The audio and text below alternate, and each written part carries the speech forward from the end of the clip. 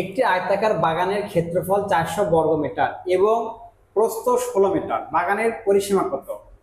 এই অঙ্কটা আমি বেসিকে দিব, বেসিকের পর টেকনিকে দিব। দুর্দান্ত টেকনিক, যে টেকনিক আপনি হয়তো কোথাও দেখেননি বলা যায়। আমার এই টেকনিক দেখলে বুঝতে পারবেন। আগে আমি বেসিক দেই, বেসিকের পরে টেকনিকটা দেব। ধরি দৈর্ঘ্য x মিটার, প্রস্থ 16 মিটার। আয়তাকার বাগানের যে ক্ষেত্রফল সেটা দেখো তো, শর্ত মতে লিখলাম, শর্ত মতে আয়তাকার বাগানের ক্ষেত্রফল কি? দৈর্ঘ্য গুণ প্রস্থ। দৈর্ঘ্যটা কি দেওয়া? দেখো তো, দৈর্ঘ্য x দেওয়া ছিল, আমি ধরে নিছি, গুণ প্রস্থ কত আছে? 16 ইকুয়াল। এখন এই ক্ষেত্রফল সমান কোনটা বসাবো? এই দেখো ক্ষেত্রফল দেওয়া আছে যেটা 400 লিখলাম, 400 বর্গ মিটার। আমরা এখানে বর্গ মিটার লিখবো, যেটা দৈর্ঘ্য বের করতেছি, শুধু 400 লিখবো। এখন কি করবো দেখো তো, এই x দ্বারা 16কে গুণ করলে 16x ইকুয়াল 400। এখন কি করব, এই 16টা ভাগ দেবো 400 নিচে। কেন ভাগ দেবো? x এর সহগ 16, আর এখানে 16 কাটাকাটি করলে 25 আসবে। তাহলে x এর মান কত পেলাম? x এর মান পেলাম 25। তাহলে দৈর্ঘ্যটা কত? দৈর্ঘ্য সমান লিখতে পারি আমরা 25 মিটার, আর প্রস্থ হচ্ছে 16 মিটার। তাহলে এই দৈর্ঘ্য আর প্রস্থ পরিসীমা যদি আমরা সূত্র জানি, 2 ইন্টু দৈর্ঘ্য যোগ প্রস্থ। তাহলে দেখো এখানে পরিসীমার সূত্র লিখলাম, পরিসীমা 2 ইন্টু দৈর্ঘ্য, আর দৈর্ঘ্যটা কত? দেখো দৈর্ঘ্য হচ্ছে 25, এখানে লিখলাম 25 যোগ প্রস্থ কত? প্রস্থ দেওয়াই ছিল 16 আর 16, এই দুটো যোগ করে ফেলবো আমরা।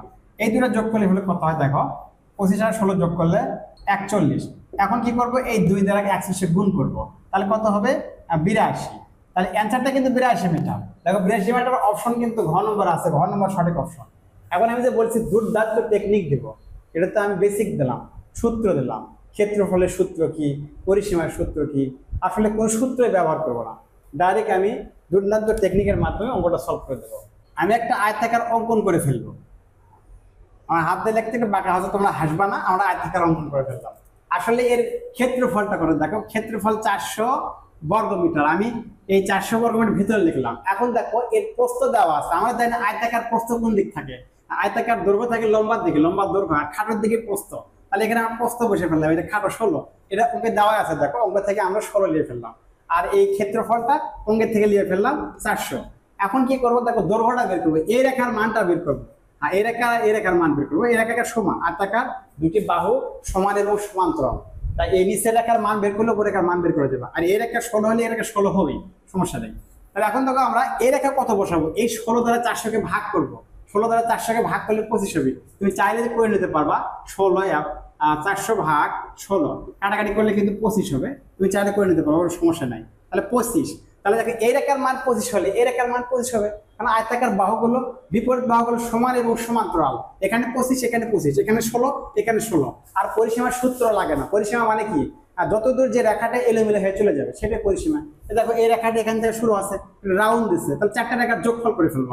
তাহলে 4টা রেখার যোগফল করে ফেলো। যোগফল করে কি হয় দেখো, এই এখানে আছে এই রেখা 16, আর 16 দিলাম, 16 যোগ এই রেখা হচ্ছে 25, প্লাস এই রেখা কত হবে? 16, এটাও 16 যোগ, আর এই রেখা থাকলো, এটা নিলাম, এটা নিলাম, এটা নিলাম, এই রেখা থাকবে, এটা হবে 25, আর 25 যোগ দিয়ে ফেলবা।